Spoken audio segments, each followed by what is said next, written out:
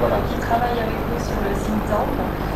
Et c'est un sujet important d'avoir des piliers qui réfléchissent. Bonsoir. Bon, et bien écoutez, voilà. Après l'innovation verte, prétexte à communication, on a connu ça il y a des années. Après l'innovation verte, bashing, ça c'était les dernières années où on disait oui, c'est bien, mais ça sert à quoi? Nous nous sommes dit à l'IO Club, puisque nous étions au cœur de cet écosystème, un think tank sur la gouvernance de l'open innovation, et ça fait bien écho avec ce que vous venez de dire, dans les grands groupes serait utile. Notre objectif depuis un an qu'il a été créé est de construire un référentiel de succès, bonne pratique, exemple, sans être donneur de leçons, car comme dans toute entreprise, il y a le cadre, il y a la chance, il y a le contexte, et surtout il y a des rencontres au bon moment pour créer des opportunités. Et l'impulsion que nous voulons donner avec ce think tank, c'est le retour au sens. Retour au sens économique, retour au sens industriel, à l'importance de l'humain dans les stratégies. Qu'est-ce que nous apprennent les superbes exemples et défaites que nous avons autour de nous dans ce domaine? Que réussir ces stratégies d'open innovation, ce n'est pas créer des structures verrues. Ce n'est pas penser POC uniquement, mais industrialisation.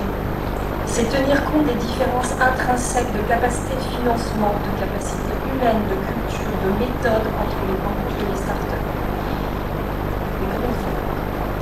Et puis c'est aussi apprivoiser la notion de temps. Et quand on parle de temps, c'est plein de façons de voir différentes. C'est à la fois le timing du projet, c'est les ressources en temps de travail de part et d'autre, mais c'est le sens de l'urgence. L'open innovation, c'est bien sûr aussi l'argent, celui qu'on dépense, celui qu'on investit, celui qu'on gagne et celui qu'on perd. Et c'est enfin les femmes et les hommes, leur engagement, leur énergie, leur capacité à communiquer. Nous allons en reparler tout au long de cette soirée, et notamment à l'occasion de la remise des prix. Devant ce challenge, nous n'avons pas voulu faire une étude de plus. Beaucoup s'y sont mis ces dernières années. Mais on a voulu entrer dans le concret. Et notre premier livrable, évidemment, est de vous proposer un outil d'autodiagnostic à 360 degrés sur le fonctionnement de l'open innovation dans les grands groupes. Cet outil s'appelle... Bah oui. Tu veux? Tu fais comme chez toi. Sur Scénario 360. Eh bien, sur Scénario 360. Que le monde entier nous envie. Ils ne savent pas tous encore. Cet outil d'autodiagnostic, de maturité en termes d'open innovation à destination des gouvernances de l'open innovation dans les grands groupes recouvre 5 domaines. Alors je ne sais pas si beaucoup d'entre vous étaient déjà là l'année dernière. On initialisait le process et on vous avait parlé de ces 5 domaines. Je ne vais pas les redétailler là maintenant. Et l'idée, c'est vraiment de les mettre en cohérence ensemble. Aujourd'hui, nous avons voulu de façon volontaire baser cet outil comme un révélateur sur la perception et pas forcément sur la réalité des collaborateurs de l'entreprise sur ce qui se passe en open innovation. Parce que l'idée, c'est de dire chacun dans son domaine a le sentiment que tout ce qu'il fait, c'est parfait. Sauf que les autres entités du groupe, les autres acteurs qui rentrent en ligne dans l'open innovation n'ont pas toujours cette perception. Donc, le succès et les défaites, ça commence par la perception, bien sûr, ça se conclut par des résultats, et c'est ensuite. Donc, Scénario 360.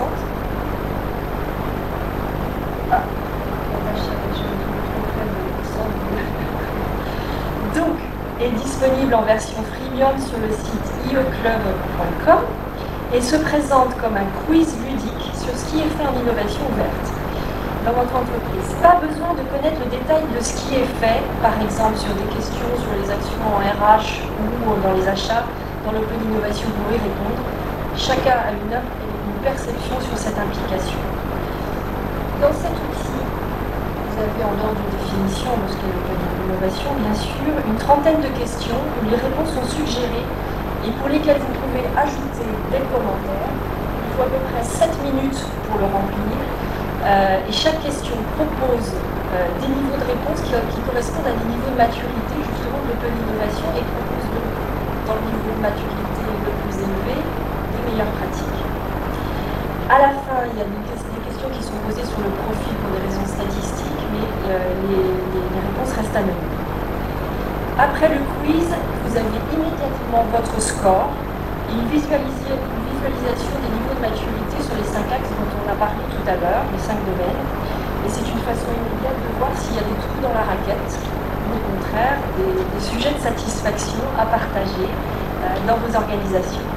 Chaque questionnaire dispose de son résumé, c'est le petit document qui est sur la droite, avec en dessous un comparatif, donc un petit benchmark par rapport à ceux qui ont déjà répondu à l'outil. Alors aujourd'hui, on a 250 personnes qui ont fait cet outil. On démarre seulement, donc on espère que vous allez participer à l'étendre. Et quand on aura eu assez de répondants, on sera capable aussi de faire ce benchmark par secteur. Scénario 360, c'est donc un outil qui est d'abord à destination des directions générales, mais aussi des patrons d'incubateurs, d'accélérateurs et de corporate investment. En fait, au-delà d'être un outil diagnostic de niveau de maturité, c'est aussi un outil d'acculturation. On espère que ça sera aussi utilisé dans cet objectif-là, aux bonnes pratiques de l'innovation ouverte. Et ça peut être aussi à l'initiative de plans d'action derrière à mener pour aligner vos 5 planètes, puisque c'est bien l'alignement et la cohérence de ces 5 domaines dont on vous a parlé précédemment qui est important. Scénario 360 va être diffusé aussi auprès du membre de Syntec numérique et nous allons travailler dans l'année qui vient avec une équipe d'étudiants d'HEC qui vont enrichir ces éléments-là. Non, excusez-moi, je passe. On va travailler déjà sur Scénario 360 pour faire une version premium qui vous permettra de faire entrer dans vos processus d'amélioration continue et de formation l'outil, c'est-à-dire de pouvoir avoir un historique et de pouvoir l'utiliser. Donc voilà, on espère que cet outil va vous plaire, que vous aurez à cœur de l'utiliser, de le diffuser et d'en parler autour de vous, parce que il y a ce genre d'outil n'a de valeur que s'il est utilisé. Dernier petit commentaire, je voudrais vous faire un petit espace maintenant sur le think tank. Le think tank, c'est un organisme vivant. Nous allons travailler dans l'année qui vient et l'année prochaine, si on se retrouve, on vous parlera de nos travaux.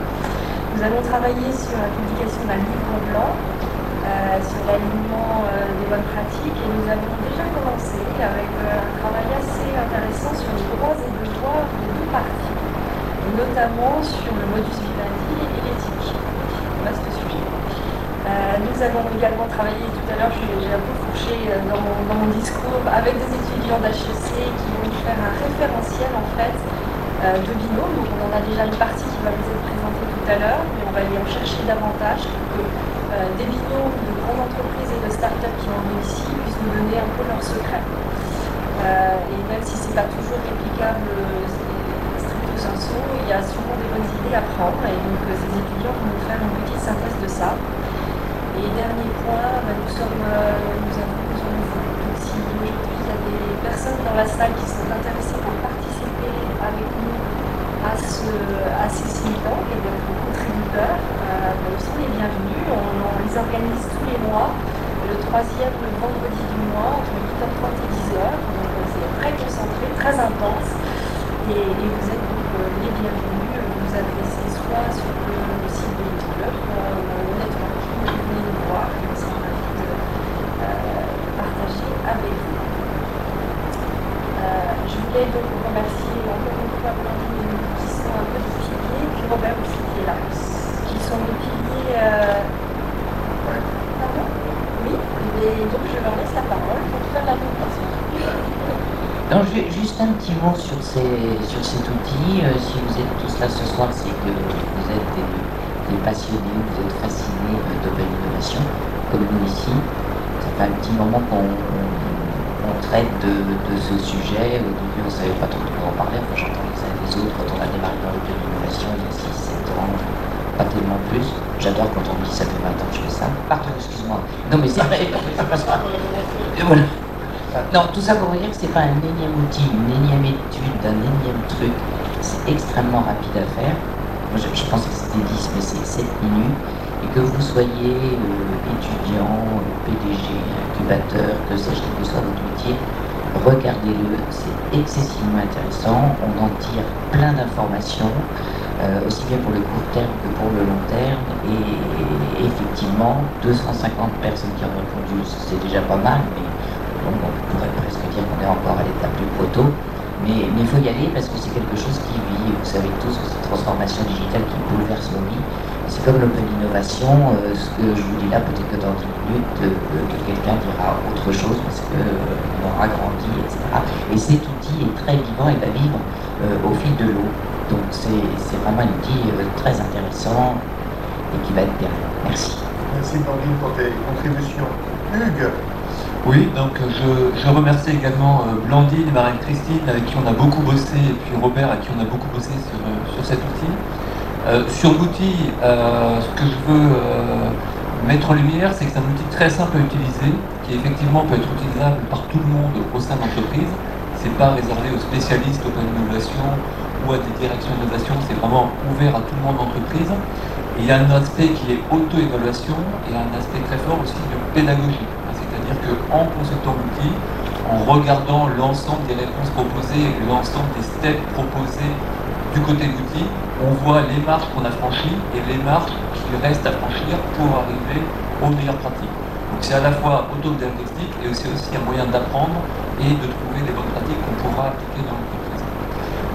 Et indépendamment de ça, on a beaucoup parlé dans le cadre de l'open innovation des grands groupes.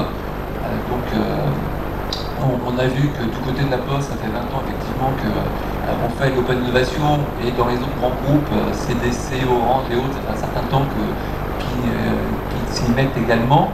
L'outil est également totalement utilisable pour les entreprises plus petites, des PME ou des ETI. Ce qu'on a vu du côté de Big Up for Startup, c'est qu'effectivement il y avait 36 grands groupes partenaires, mais à l'intérieur de ces 36 grands groupes, il y a le groupe Nicolin, il y a Eran, il y a BVA, encore une très très grosse entreprise. Donc il y a plein d'entreprises moyennes, de taille intermédiaire ou de grosses PME qui ont tout intérêt à travailler en open innovation avec des startups en particulier. Parce que vu d'une startup, travailler avec une entreprise qui fait 100 millions d'euros de chiffre d'affaires, 1 milliard d'euros de chiffre d'affaires ou 100 milliards d'euros de chiffre d'affaires, quand on fait uniquement 10 000 euros de chiffre d'affaires, c'est dans tous les cas une grosse accélération. Donc l'outil, il faut l'utiliser partout, dans les grands groupes, dans les ETI, dans les plus petites entreprises. C'est ce qu'on va aussi s'employer à faire, je l'espère. Merci à tous et n'hésitez pas à venir nous voir pour avoir plus d'infos là-dessus. Merci.